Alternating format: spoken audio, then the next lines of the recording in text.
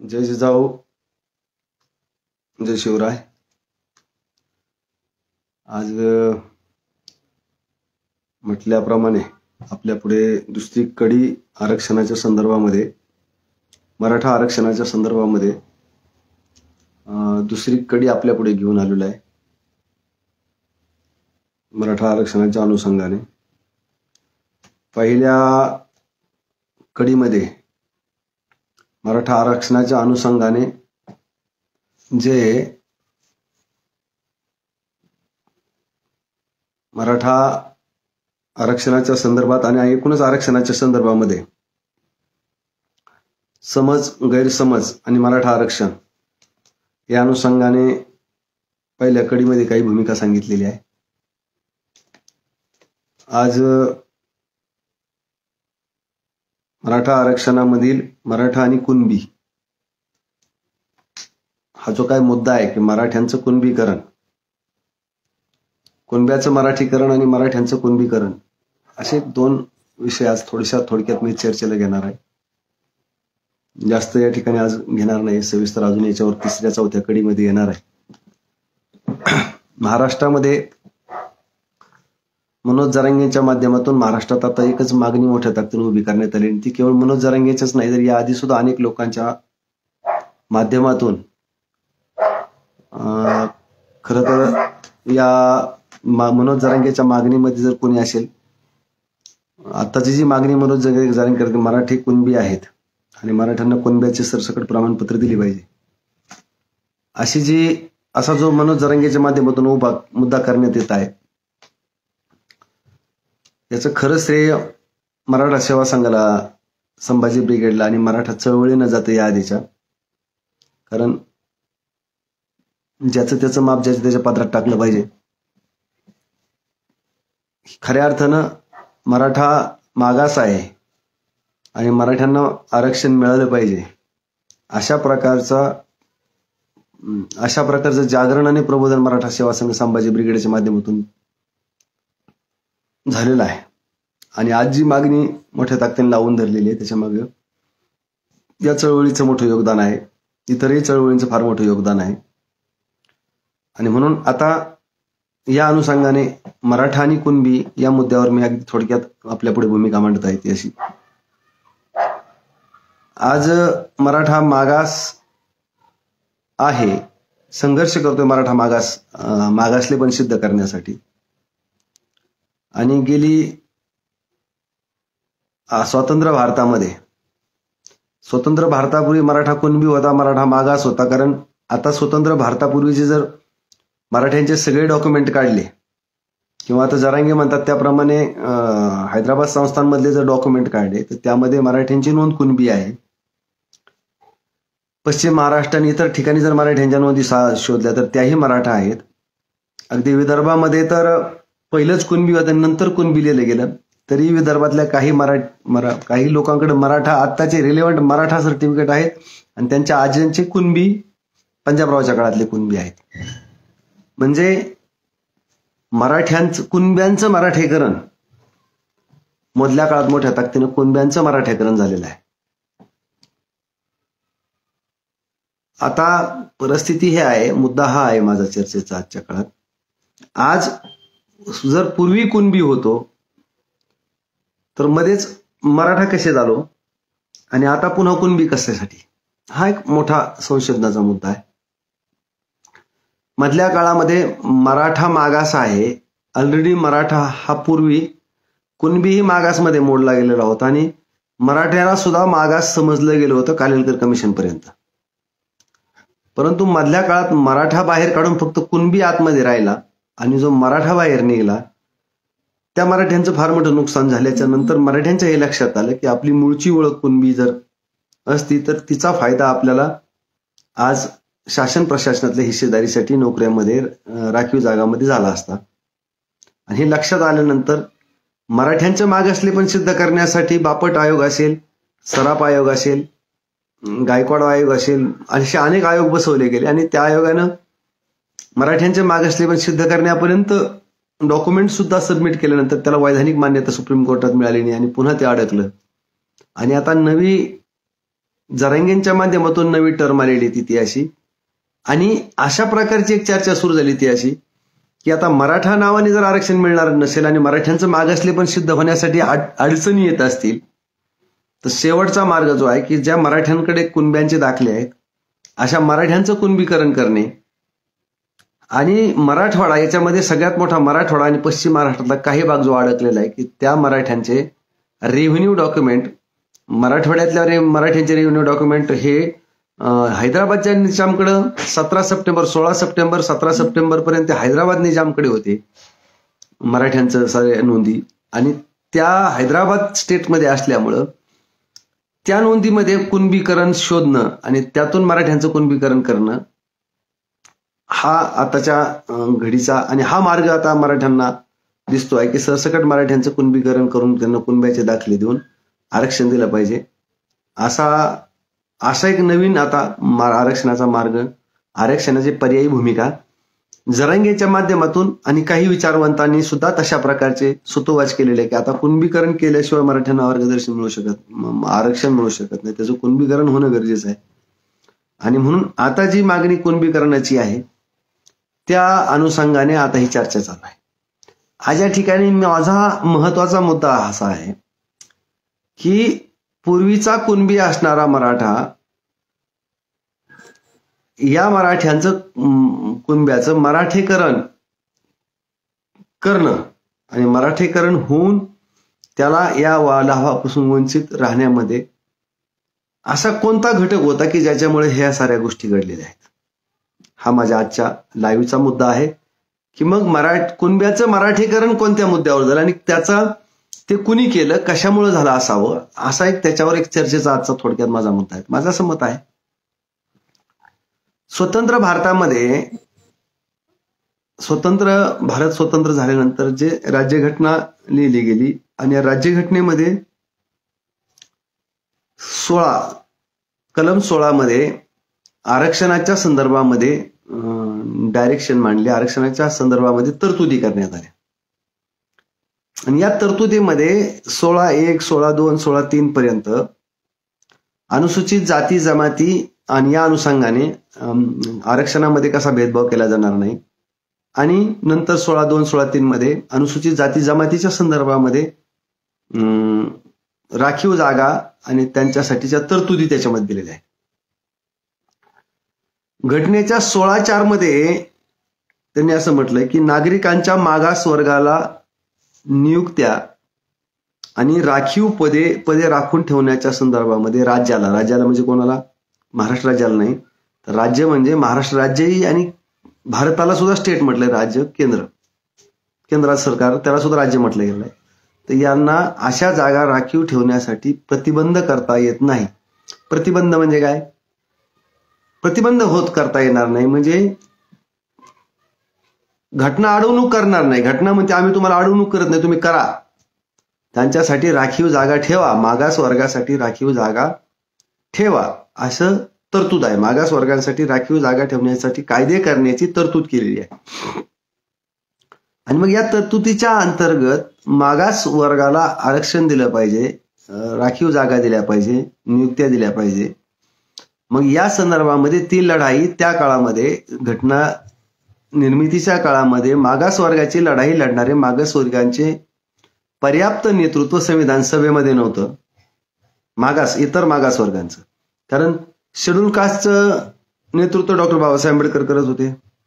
अनुसूचित जनजातीचं नेतृत्व त्या ठिकाणी अनुसूचित जनजातीचे जयपाल मुंडा वगैरे बरेच लोकांची नावं येतात, अशी काही लोक करत होती. असा इतिहास त्याच्यामध्ये जर तपासला तर आपल्या लक्षात येईल की अनुसूचित जातीचे काही लोक त्या ठिकाणी सभागृहामध्ये त्यांच्या हक्क अधिकारासाठी सभागृहामध्ये होते.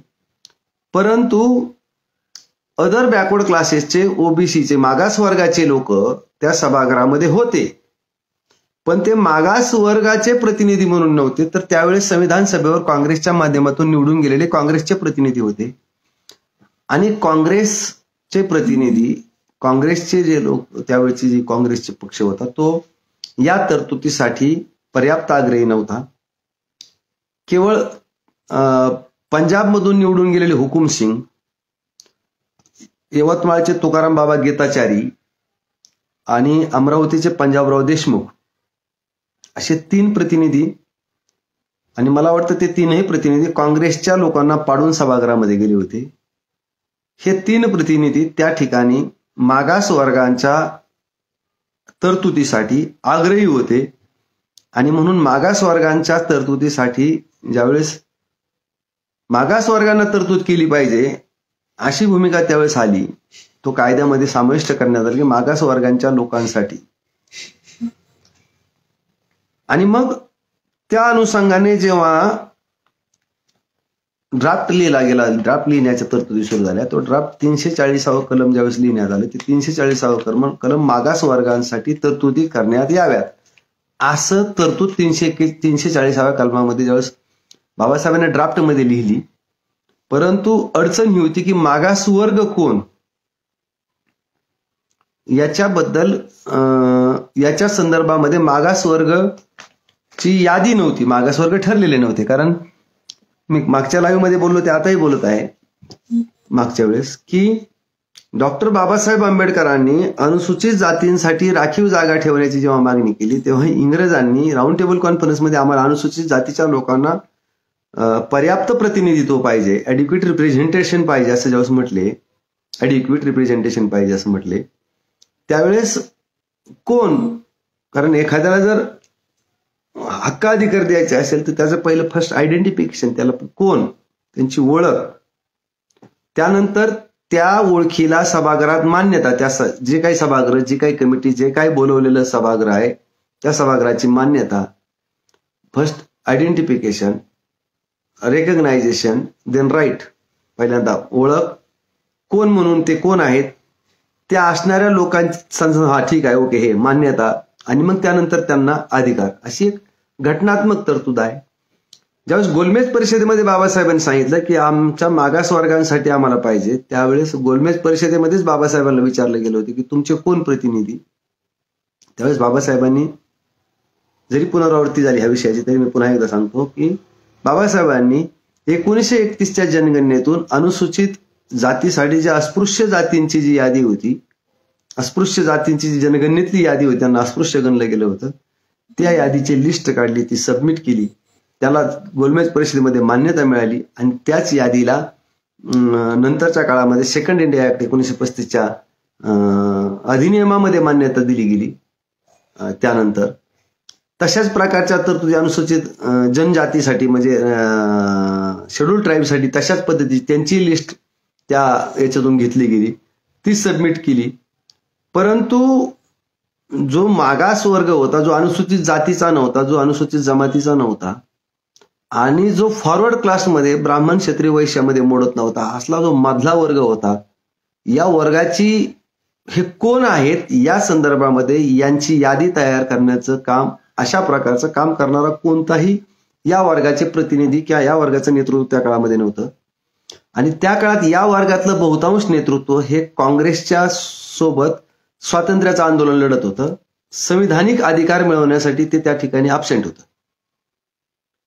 1950ला सुद्धा बाबासाहेबांच्या सोबत बाबासाहेबांनी स्वतःच्या अनुसूचित जमातीच्या अस्पृश्य लोकांच्यासाठी ज्यावेळेस त्यांच्याकडे ते शेड्यूल होतं, ते जोडणार यादी जोडायची होती 341 कलममध्ये, 342 मधली यादी होती, पण 340 कलमामध्ये मागास वर्गांसाठी तशा प्रकारची यादी उपलब्ध नव्हती आणि ते कोण आहे ते माहीत नव्हतं आणि ढोबळ मनाने तशी मांडणी करता येत नव्हती.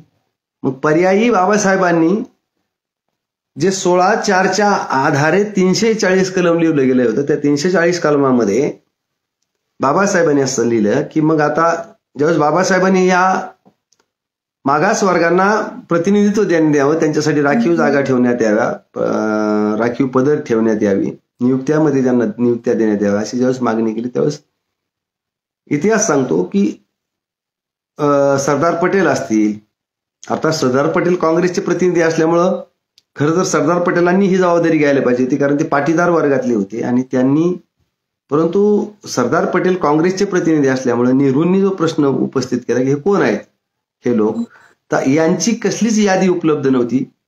पटेल त्या मंत्रिमंडळात आणि संविधानामध्ये होते, संविधान सभेमध्ये. त्यांनी असा कोण आहे बाबासाहेब तुम्ही म्हणतात, पण त्यांना कोण आहे, तर तेव्हा बाबासाहेबांनी काय केलं, शेवटी असा मुद्दा मांडला की ठीक आहे, जसं मी काम करून यादी तयार केली तसं पुन्हा देशामध्ये तशा प्रकारची यादी तयार करण्यासाठी या वर्गांसाठी, मागास वर्गांसाठी, जे अनुसूचित जातीचे नाही, जमातीचे नाही, त्या मागास वर्गांसाठी यादी तयार करण्यासाठी राष्ट्रपतीच्या अध्यक्षतेखाली कमिशन नेमण्यात यावं आणि या कमिशनच्या माध्यमातून देशभरातले हे लोक कोण आहे त्यांची यादी तयार करण्यात यावी आणि त्याला सभागृहाने मान्यता देऊन त्या प्रकारचे त्यांना राखीव जागा आणि पदं देण्यात यावी, आरक्षण देण्यात यावं, अशा प्रकारचं डायरेक्टिव्ह, दिशादर्शक भूमिका मांडली.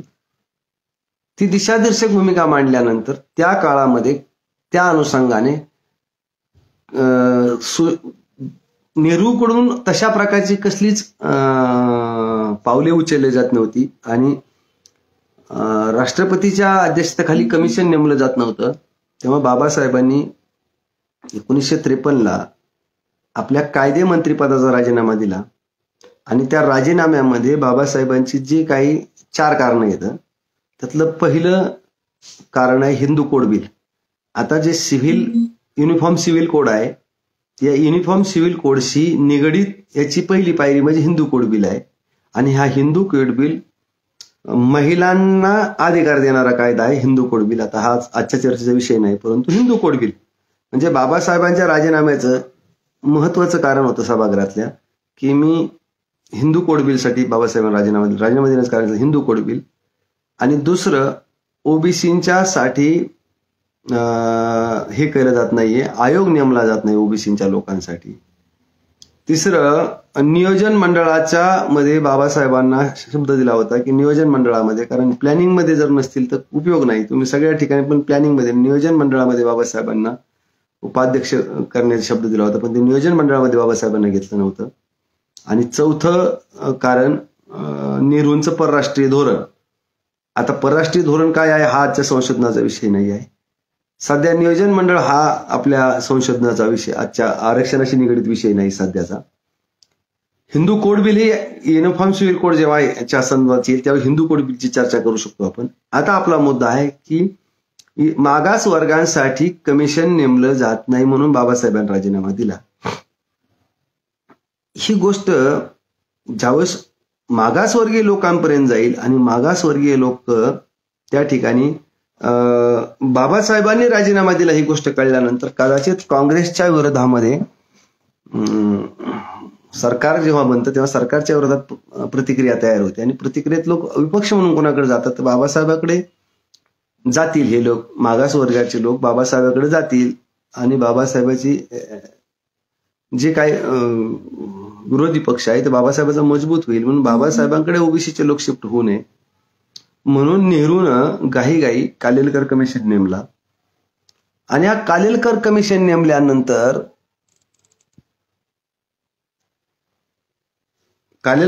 नेमल्यानंतर बाबासाहेबांनी या कालेलकर कमिशन नेहरूने जेव्हा नेमला तेव्हाच मागासवर्गीय लोकांसोबत धोकाधडीचे संकेत मिळत गेले. ते असे की आयोग मागास वर्गासाठी होता आणि आयोगाचा जो अध्यक्ष आहे ते अध्यक्ष हे अनुसूचित जाती, अनुसूचित जमाती, मागास वर्ग याचे प्रतिनिधी नसून ते सवर्णांचे प्रतिनिधी होते, ब्राह्मण वर्गाचे प्रतिनिधी होते. आणि मग अशा परिस्थितीमध्ये ते त्या वर्गाचे प्रतिनिधी नव्हते. म्हणजे त्या आयोगाचे खरं तर अध्यक्ष कोणाला बनवायला पाहिजे होतं आयोगाचं, त्यावेळेच्या मागास वर्गामधले आणि मेजर वर्गामध्ये जर कोणाला जर मोललं असतं त्या आयोगाचे अध्यक्ष बाबासाहेबांना बनवलं असतं अनुसूचित जातीच्या माणसाला. तर त्यांना मागास वर्ग, कारण तेही मागास होते आणि मागास वर्गातून बाबासाहेब आले होते आणि मागास वर्गासाठी जर काम करायचे त्यांना त्याच्या जाणीवा असत्या. अनुसूचित जमातीच्या मधला जर प्रतिनिधी एखादा सभागृहात अध्यक्ष केला असता तरी त्यालाही तोही मागास वर्गातून आल्यामुळे त्यालाही त्याच्या जाणीवा असतात आणि त्याने मागास वर्गांविषयी भूमिका घेतल्या असत्या. किंवा मागास वर्गाचे प्रतिनिधी सरदार पटेल असतील, पंजाबराव देशमुख असतील, पंजाबराव देशमुखांना जर त्या कमिशनचा अध्यक्ष बनवलं असतं तर पंजाबराव देशमुखांनी आज विदर्भातला मराठा कुणब्यांचं आरक्षण घेतो, त्यामध्ये पंजाबराव देशमुखांनी कालेलकर कमिशन पुढे सगळ्यांना आग्रही विनंती केली की तुम्ही स्वतःना कुणबी करून घ्या. म्हणजे आज जे कुणबी मराठा कुणबी होण्याची मागणी करतोय किंवा कुणबी आम्हाला कुणबी करा कुणबी करा कुणबी करा, तर त्यावेळेस पंजाबरावांनी कालेलकर कमिशन पुढे स्वतःला कुणबी म्हणून प्रस्तुत केलं पंजाबराव देशमुखांनी. मग जे पंजाबराव देशमुख त्या काळामध्ये पंजाबराव देशमुख मराठ्यांच्या हिताच्या दृष्टिकोनातून कुणबी करून घेत होते, आजही विदर्भातल्या मराठ्यांना आपण कुणबी आहोत याचा संकोच वाटत नाही. अभिमान वगैरे नंतरच्या गोष्टी, महाराष्ट्रातल्या मराठ्यांना अभिमानाच्या गप्पा मारणाऱ्या मराठ्यांना आता कुणबी व्हायचंय. पण पंजाबरावांनी त्यावेळेस मराठ्यांना कुणबी केलं होतं. म्हणजे आयोगाचा जर त्यावेळेसचा अध्यक्ष पंजाबराव असते तर हा प्रश्न तेव्हाच निकाली निघाला असता. कारण पंजाबराव असते तर पंजाबरावांनी पुन्हा वेगळी काही भूमिकाच घेतली नसती. पंजाबरावांनी तर सरसकट मराठ्यांना कुणबीच घोषित करून टाकलं असतं.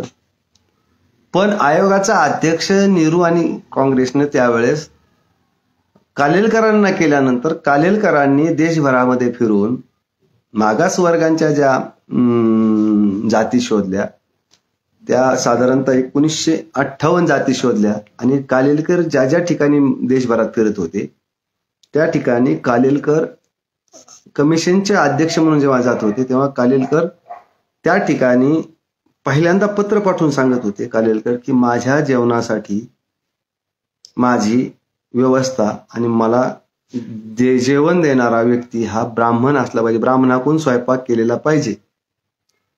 म्हणजे केवळ ब्राह्मणांचा स्वयंपाक खाणारा व्यक्ती मागासवर्गीयांचं तो खात नाही, याचा अर्थ मागासवर्गांना तो अस्पृश्य मानतो.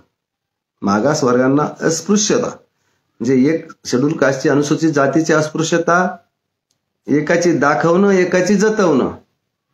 अनुसूचित जातीची जनजातीची अस्पृश्यता ही दाखवली जाते. मराठ्यांचं आणि त्या अदर बॅकवर्ड क्लासेसच्या लोकांचं, इतर मागासवर्गांचं, मागासवर्गामध्ये धनगर आहे, मागासवर्गामध्ये माळी आहे, मागासवर्गामध्ये तेली आहे, मागासवर्गामध्ये वंजारी आहे, मागासवर्गामध्ये कुणबी मराठा आहे, मागासवर्गामध्ये सुतार आहे, मागासवर्गामध्ये लोहार आहे, कुंभार आहे. अशा महाराष्ट्रातल्या 242 जाती आहेत, लगभग 200-250 जाती, आता जास्त झालेल्या आहेत, अशा जाती आहेत. या कोणत्याही जातीचं कालेलकर खायला तयार नव्हते. कालेलकरांनी स्पष्ट सूचना दिली होती, माझ्यासाठी ब्राह्मण खानसामा ठेवा. म्हणजे याचा अर्थ ते या अगदी आता सुतार बांधवांनी एक मागणी केली आहे की आता आम्ही प्रगत झालेलो आहोत, आम्हाला ब्राह्मणांचा दर्जा द्या. जे सुतार स्वतः जानवे घालतात, जे आता ओबीसी मध्ये आहेत सुतार परंतु जानवे घालतात, जे सोनार ओबीसी आहेत पण जानवे घालतात आणि ब्राह्मण सदृश्य वर्तन करतात. साधन सुचिता म्हणजे आता कुणब्यांना साधन सुचिता, कुणबी मराठ्यांच्याकडे साधन सुचिता करायला वेळच नाहीये. कारण इथं पाठच उठून शेतावर पाणी द्यायला जावं लागतंय.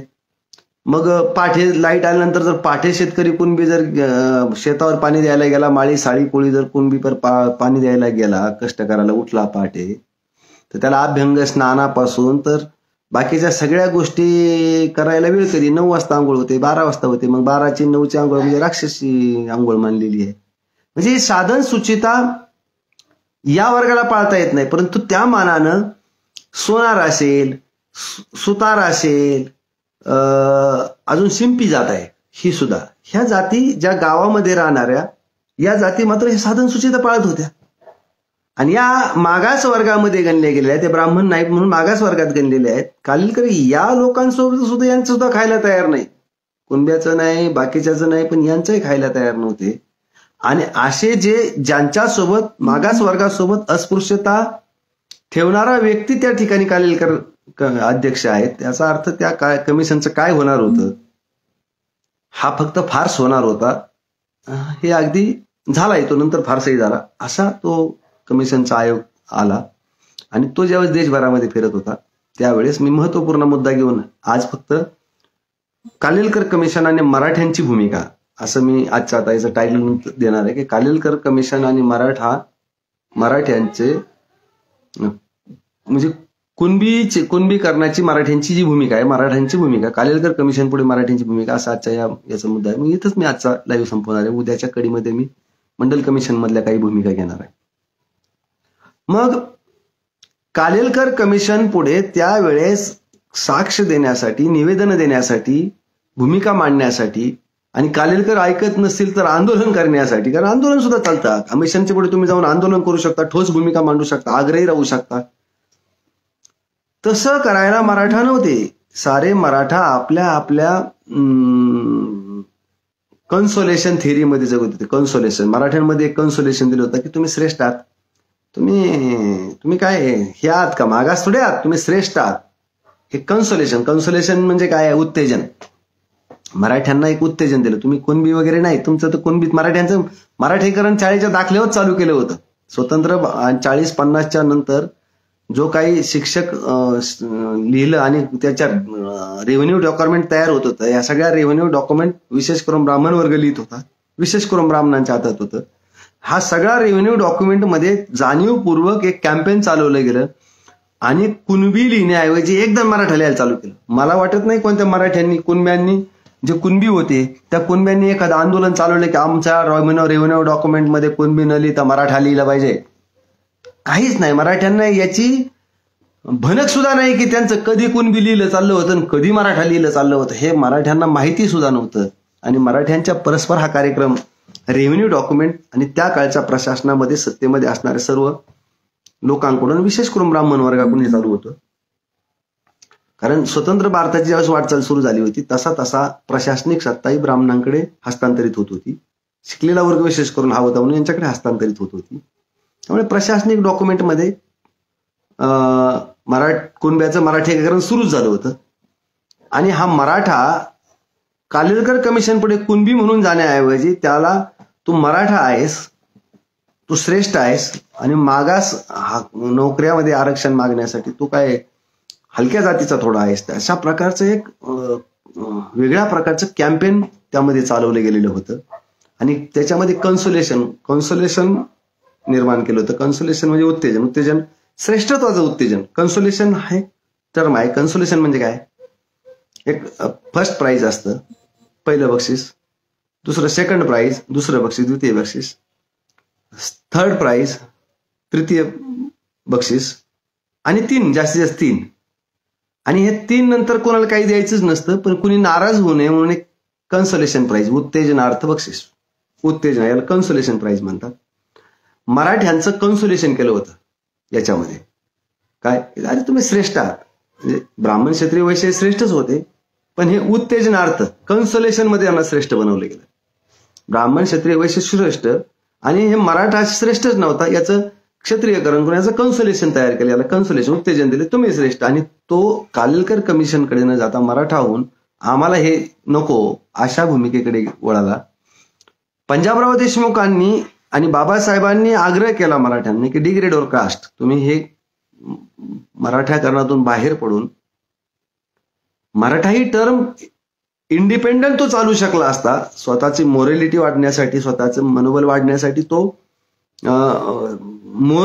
व्हर्बली चालू शकला असता आणि रेकॉर्डली त्यांनी कुणबी करून घ्यायला पाहिजे होतं. पण तसं न करता तो रेकॉर्डली पण तशाच प्रकारे झाला आणि असाही तो आपल्या सार्वजनिक जीवनात त्याने मराठी पण मिरवलं.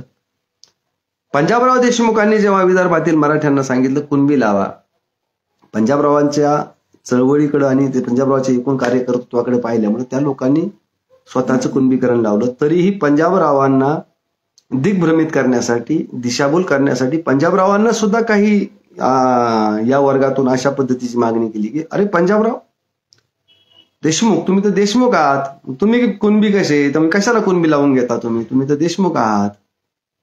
पंजाबरावच्या या संदर्भामध्ये एक माहिती आपल्याला मिळते ती अशी की पंजाबरावांना सांगण्यात आलं होतं की तुम्ही देशमुख आहात, तुम्ही देशमुख असूनही तुम्ही कुणबी कसे काय. पंजाबरावांनी त्यांना उत्तर दिलं होतं आम्ही देशमुख नंतर आहोत, पहिले कुणबी आहोत. आणि पंजाबरावांनी ती देशमुखी, जहागिरी ही बाजूला ठेवून काही काळ दस्तावेजिक पंजाबरावांनी कुणबी करून घेतलं. त्याचा आज तागायत मोठा फायदा विदर्भातील आणि रायगड वगैरे भागातील हे सर्व लोक उचलत आहेत. म्हणून त्यावेळेस मराठा समाजानं, आजच्या ज्या मराठा समाज आहे त्यांच्या पूर्वजांनी एक गंभीर चूक केलेली आहे. ती गंभीर चूक अशी केलेली आहे.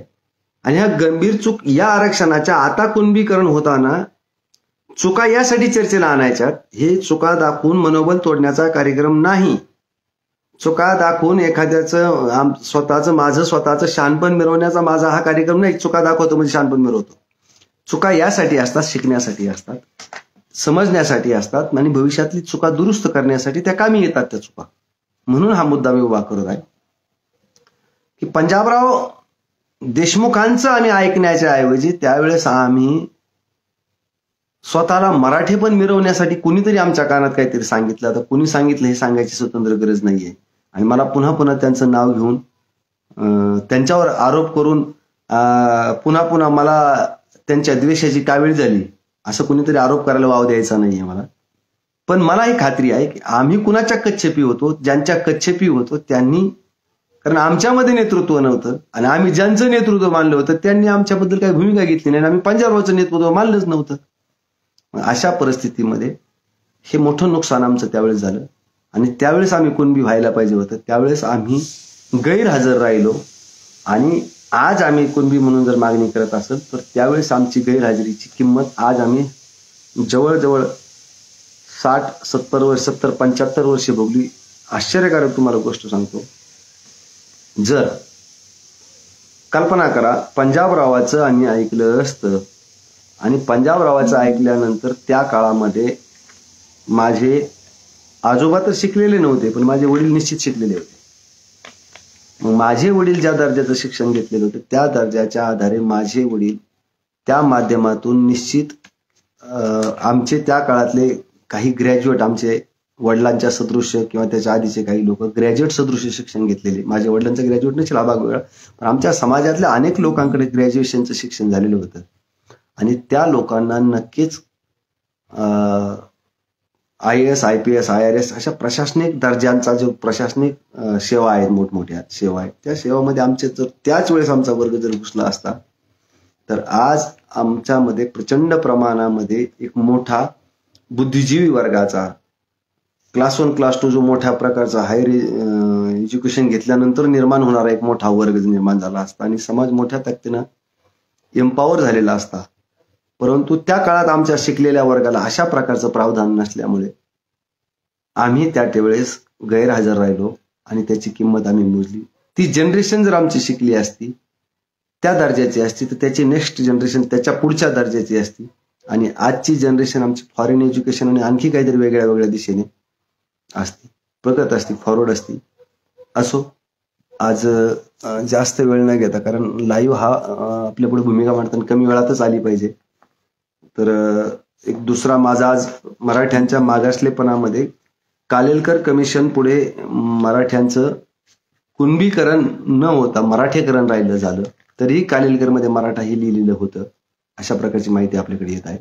परंतु आम्ही त्यावेळेस आज जे कुणबीकरण करण्याची भूमिका घेतो तीच त्यावेळेस घेतली असती तर आज आम्हाला एक किंमत वाजावी लागली नसती.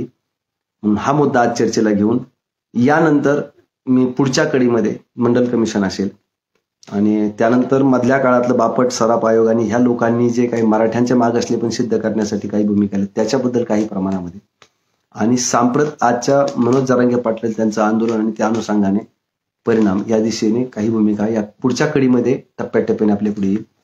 आज मी आपल्यापुढे एवढंच बोलून या ठिकाणी थांबतो. या संदर्भामध्ये आपल्या काही सूचना असतील तर त्या सूचना आपण मला व्हॉट्सअप मेसेजद्वारे कळवा, फेसबुकवर कळवा, माझ्या वॉलवर कळवा. योग्य वाटली माझी विनंती आहे, माझ्या या पेजला लाईक करा, कारण आता हे साधारणतः अपील करावं लागतं.